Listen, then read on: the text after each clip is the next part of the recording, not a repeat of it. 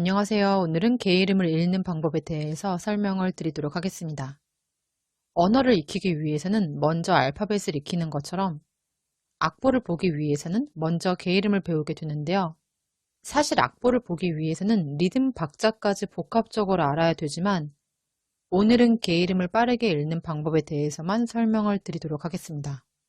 일단 초급자인 분들은 개 이름을 읽기 위해서 개 이름을 찾을 수 있는 자리를 몇 개 외워두거나 개 이름에 대한 특정 규칙을 알고 있는 게 좋습니다. 보통 개 이름은 음자리표에 따라서 기준이 바뀌기 때문에 음자리표를 먼저 알아야 되는데요. 피아노에 등장하는 음자리표는 높은 음자리표와 낮은 음자리표입니다. 그리고 피아노 악보에는 사용이 되지 않지만 중간 음역대만을 담당을 하는 가온 음자리표라는 것도 존재를 합니다.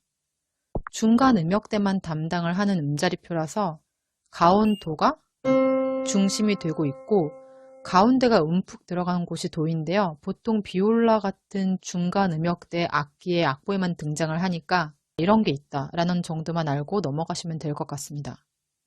그리고 피아노 악보에 자주 등장을 하는 높은 음자리표와 낮은 음자리표의 자리를 설명을 드리자면은 높은 음자리표는 솔에서부터 그리기 때문에 G 음자리표라고도 하고요. 아래서 두 번째 줄이라는 것을 기억을 해두세요. 그리고 낮은 음자리표는 파에서부터 그리기 때문에 F 음자리표라고도 합니다. 위에서 두 번째 줄에 형성이 된다는 것을 기억을 해주세요. 그래야지 음자리표 위치를 기준으로 그 근처에 위치한 개 이름을 쉽게 찾을 수가 있습니다. 두 번째는 가온도를 기점으로 모든 도의 자리는 대칭이라는 것을 아는 건데요. 피아노는 보통 가운데에 있는 가온도를 중심으로 오른손은 높은 음자리표, 왼손은 낮은 음자리표의 영역을 사용을 하는 경우가 대부분이기 때문에 이러한 큰 보표의 악보를 사용을 합니다. 물론 피아노는 음역대가 넓기 때문에 높은 음자리표와 높은 음자리표가 있는 악보도 있고 낮은 음자리표와 낮은 음자리표의 악보도 있는데요.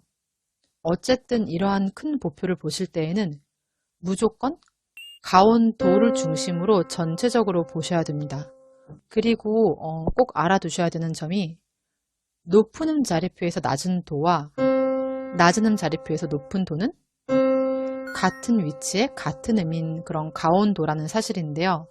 그 가온도를 중심으로 그 다음 도, 그리고 그 다음 도, 그 다음 도 이렇게 악보상으로도 그렇고 위치상으로도 그렇고 대칭이 됩니다.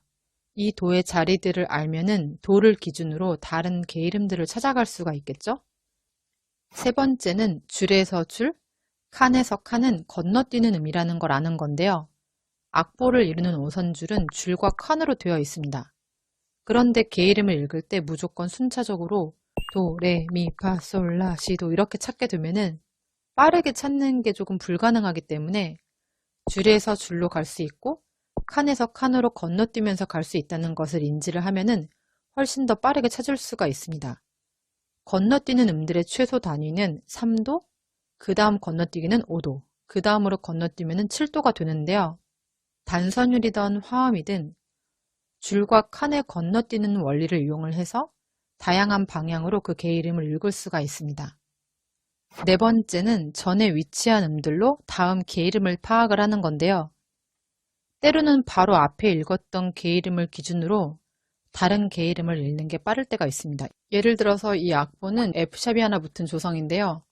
왼손만 한번 보자면은 첫 화음이 이렇게 되어 있어요. 그런데 그 다음 바뀌는 화음을 보면은 앞에 화음을 기준으로 해서 봤을 때 솔샵만 솔로 바뀝니다.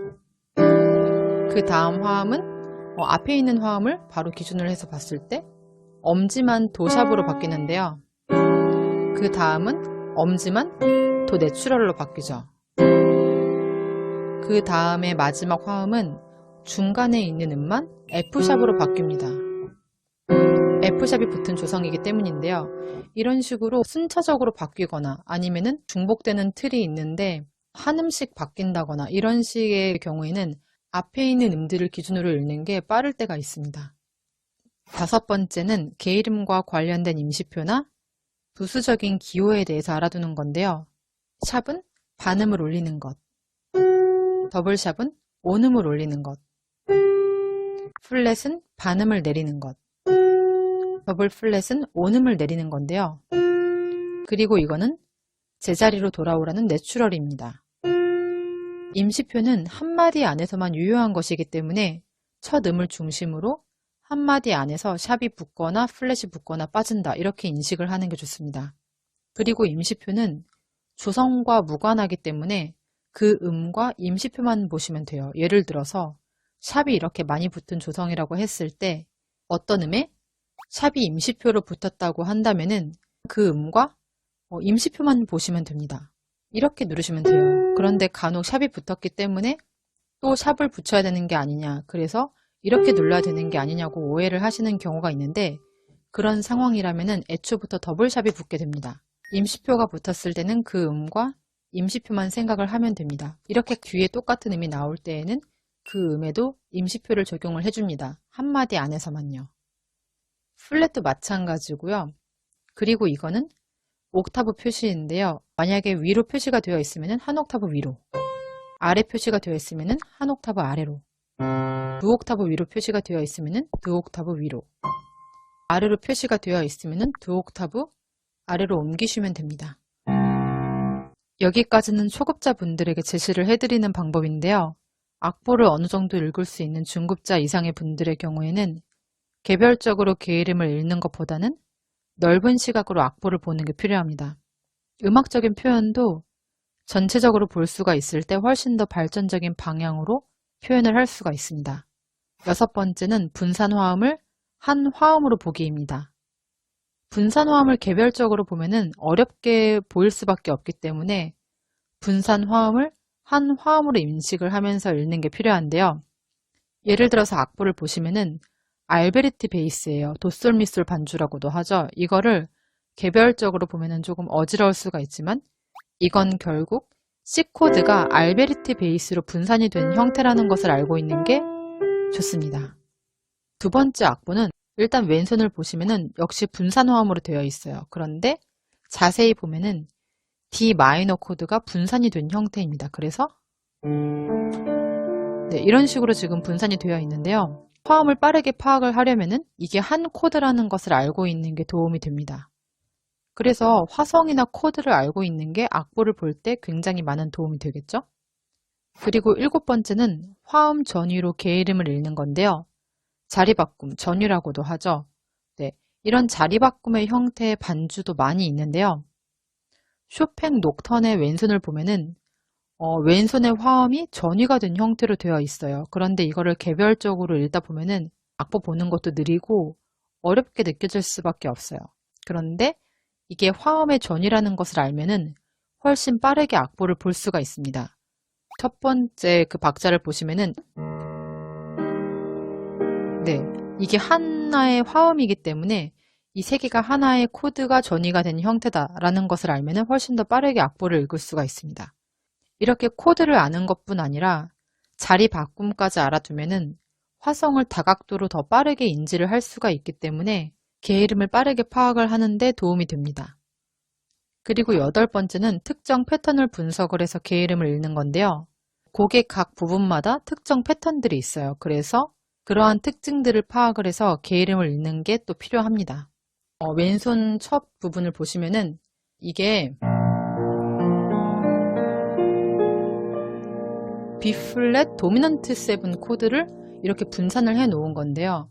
그걸 알고 있다면 조금 더 쉽게 볼 수가 있겠죠. 그리고 오른손의 작은 음표들을 보시면은 동일한 패턴으로 12번이 반복된다는 것을 알고 있으면은 훨씬 더 쉽게 악보를 볼 수가 있습니다. 그리고 마지막에도 패턴이 두 번으로 나눠지지만 이게 결국에 한 코드가 두 번 반복된다는 것도 알면은 훨씬 쉽게 악보를 볼 수가 있겠죠.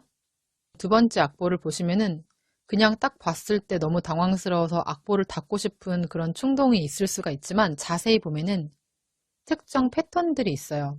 오음, 반음, 오음, 반음, 오음, 반음 이런 식으로 반복이 되는 그런 악보인데요. 오음, 반음으로 연결이 된다는 것을 알면 훨씬 쉽게 볼 수가 있겠죠. 그리고 아홉 번째는 각 음정 특징으로 개 이름을 읽는 건데요. 각 음정별로 고유의 포지션이 있어요. 1도는 동일한 의미지만 2도, 3도, 4도, 5도, 6도, 7도, 8도 이 경우에는 어떤 특정 포지션들이 있기 때문에 음정별 특정 포지션을 알고 있는 게 좋습니다. 3도, 5도, 7도의 경우에는 줄이던 칸이던 어떤 특정 패턴들이 그렇게 보이죠?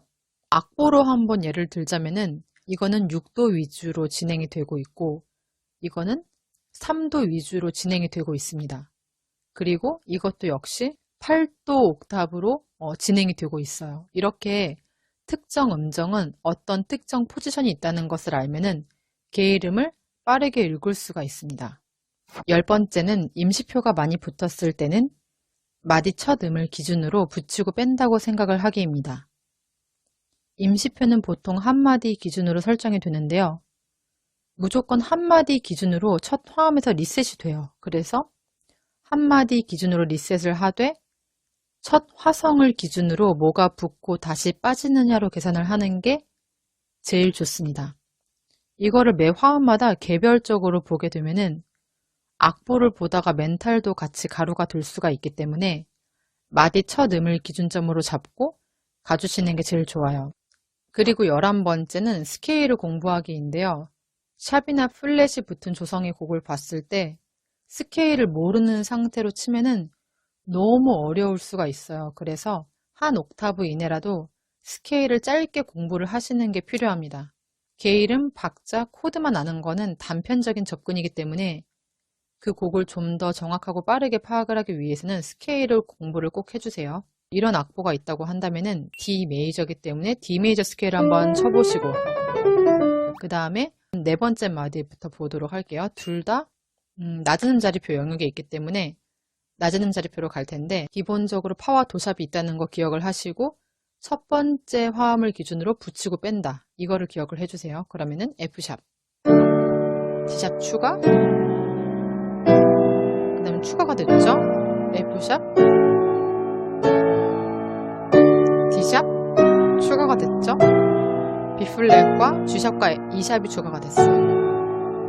네, 이런 식으로 기본적으로 스케일로 설정을 해놓고 그 다음에 첫 화음을 기준으로 붙이고 뺀다. 이거를 꼭 기억을 해주세요. 12번째는 눈은 한두 마디 먼저 보기인데요.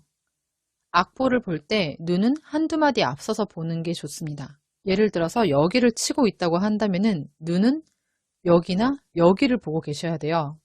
이런 습관을 들이시면은 악보를 처음 볼 때 시야가 넓어지기 때문에 미리 그 음들을 준비를 하면서 칠 수가 있습니다. 그러면은 음악을 조금 더 연결을 해나갈 수가 있겠죠? 오늘은 개 이름을 읽는 법에 대해서 설명을 드렸는데요. 개 이름을 빨리 읽으려면 최소한의 암기도 중요하지만 전체적으로 볼 수 있는 시야와 분석력이 또 필요하기 때문에 이 부분을 많이 개발을 하시면 좋다고 생각을 합니다. 그런데 악보라는 거는 개 이름만으로 읽을 수 있는 게 아니고 리듬 박자가 또 결합이 되어서 만들어지는 것이기 때문에 다음에는 리듬 박자를 쉽게 파악을 할 수 있는 방법에 대해서 또 설명을 드리도록 하겠습니다. 감사합니다.